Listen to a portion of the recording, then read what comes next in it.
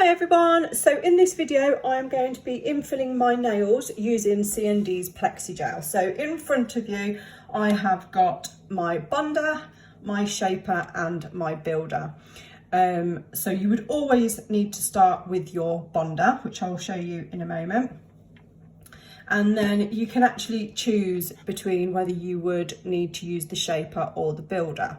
So in this circumstance, because all I'm going to be doing is just infilling my regrowth here, I'm actually going to just use the shaper because I don't need the builder to create any shape there. I've already got it. I just need to sort of be infilling the bottom. So I'm actually going to choose my shaper today. It is builder that I have actually got on previously. And you can mix these two, work these products together. So if you've had builder down previously, you can put shaper down. And if you've had shaper down previously and you need that extra bit of strength, you can use the builder. So you can work this system together if you would like. So as I say, I'm going to use the shaper today. So my nails, in previous videos, if you've watched them, I have removed the existing colour that was on there with the knee file. I have prepped all my cuticles using my Katie Barnes cuticle tools, and this nail here was completely broken, so I have done a little video demonstrating on how I would repair that. So you can't see, you can't tell, there's no difference there. You wouldn't know, once there's some varnish on, you wouldn't know that that nail was ever broken. I'll just show you the underside. So as I've already mentioned, I have prep these already, so I won't need to be going over with a nail buffer to prep the area further down near the cuticle because I have already done that. So what I'm going to do is I'm going to actually use some Scrub Fresh, which is, I've got it in this glass bottle here. So I'm going to use some Scrub Fresh, which is CND's product that you use to prep your nails. And what this will do is it will remove any natural oil. If I've touched my face or got anything on there, it will remove any surface residue here before I actually apply the bonder.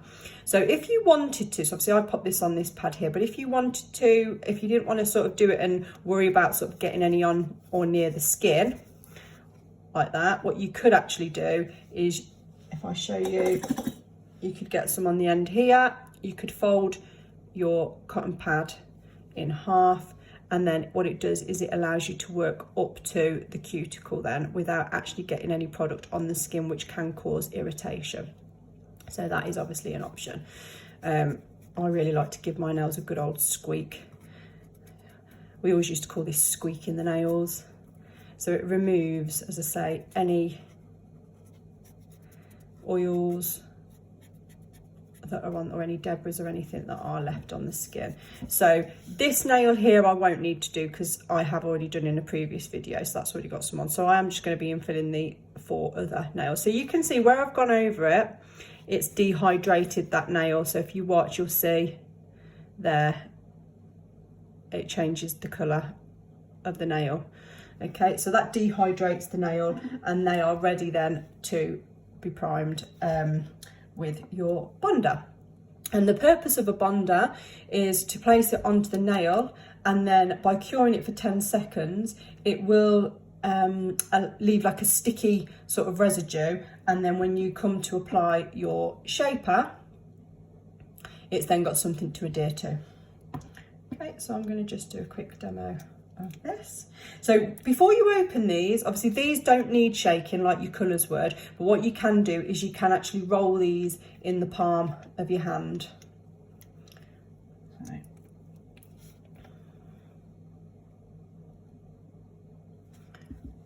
so if I just show you, I'm going to just,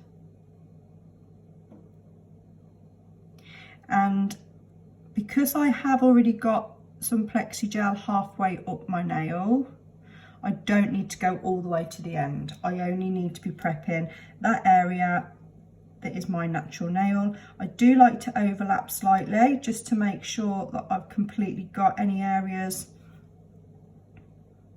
of my natural nail if there are a little bit further up. Come around the sides. Obviously be very careful with your product that you're not actually touching the skin. You don't want to be coming into contact with your skin, because this is where you can end up causing allergies if the skin is exposed to the products, especially if you're doing it on a frequent basis. Okay, so I'm just going to pop my lid back on this so I don't knock it over, because I am a little bit of a clumsy.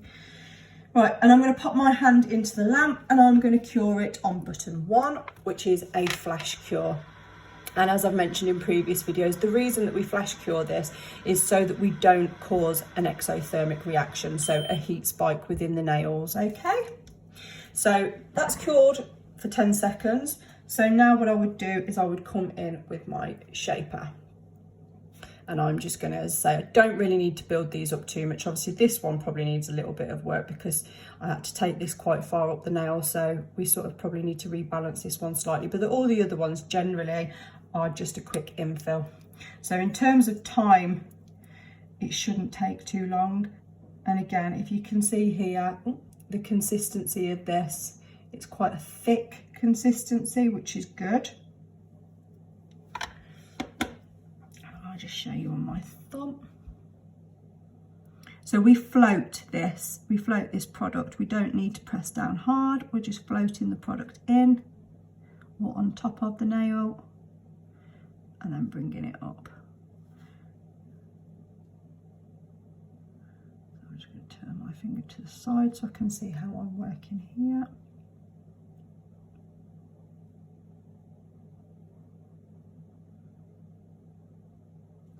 You are bringing it up to the top of the nail. Always make sure once you've finished, you are capping that free edge, and that will just stop any of your enhancement from lifting then. So what I'm going to do is I'm going to work one finger at a time, because with the consistency of this, it will move if you don't work quickly. So I am actually going to place my hand back in and I'm going to do another quick 10-second flash cure.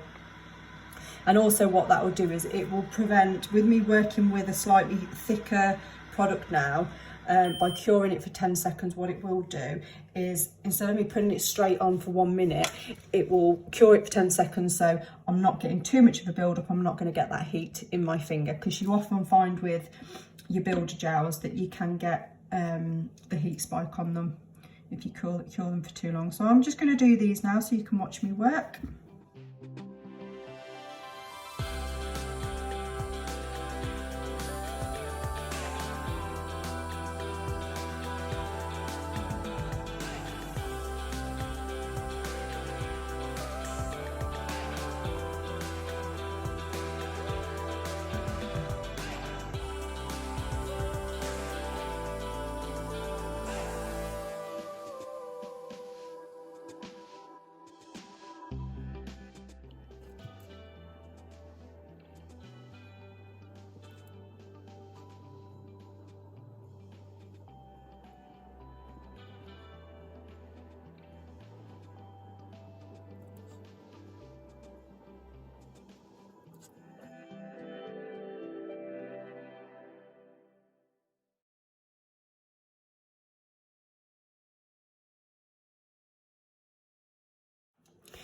You would then go in and look and check that you're happy with the side view and obviously down the barrel of the nail to make sure that your apex and everything is how you want it. If it is slightly off, it's not the end of the world, because you can obviously file it as long as you built it up enough. So I'm actually happy with these now. So I'm going to go and pop them in for a full cure on button 2B. So that's 1 minute long. So I'm going to do that now.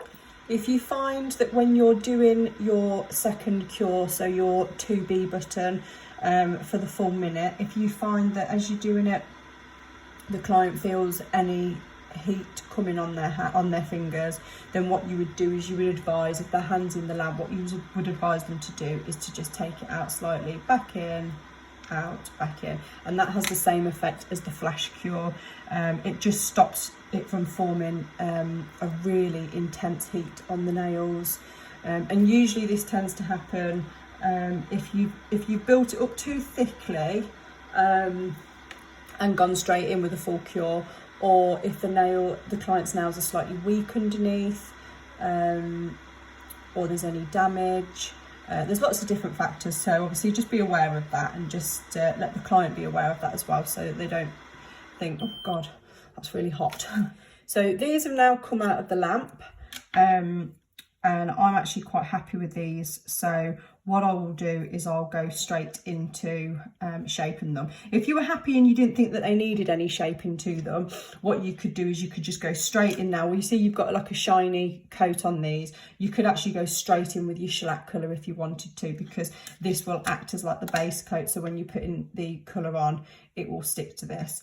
There's a couple that I just want to shape up, so I'm not going to do that. So what I would then do is with my disperse, which I've got in this bottle, I'll just spray, and I'm just going to go over, and that will just remove that sticky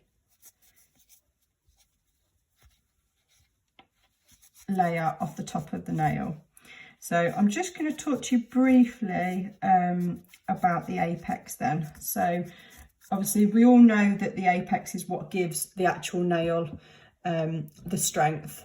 And a lot of people's, the shape of their nail can vary. So some people have completely flat nails, and some people will have a naturally high apex anyway, and others, and usually I tend to find this on people that bite their nails, they have what I call a ski slope nail. So the nail kind of comes up in an upward, and they tend to be the most unflattering actually, but they're the ones that people, if they've bitten their nails or they've had damage and things from previous enhancements and things, they're the ones that tend to come up like this. And I've got a couple of ladies like that where they've had damage in the past from previous salons, and they've suffered with like nail separation and things, and after a course of treatments and things, we're now finally getting on to put in these enhancements on. So they are a lot more difficult to try and get that nice apex in place, because if it is sort of sloping upwards, you kind of got to build this area up and then bring it down.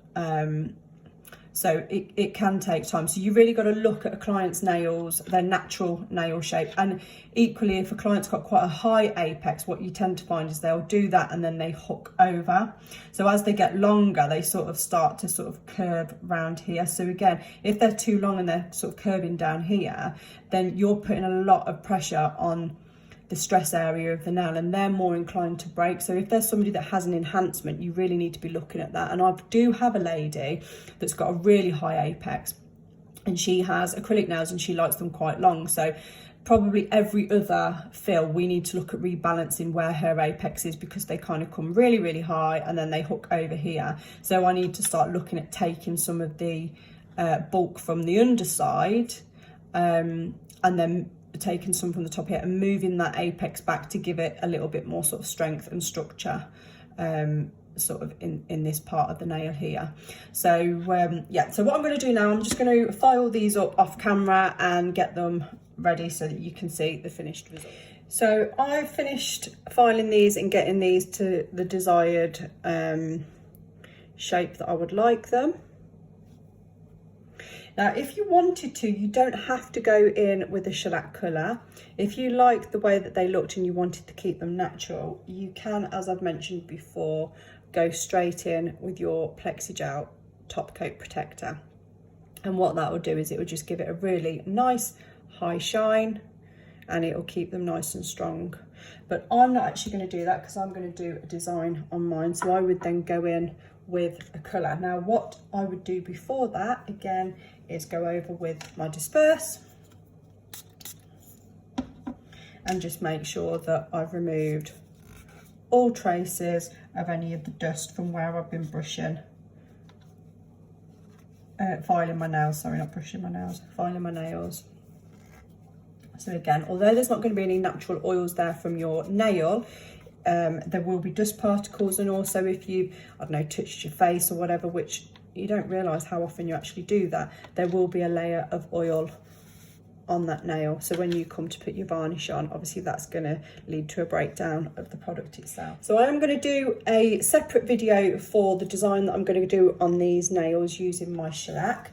So obviously feel free to like and subscribe to this channel and you'll be able to catch my next video.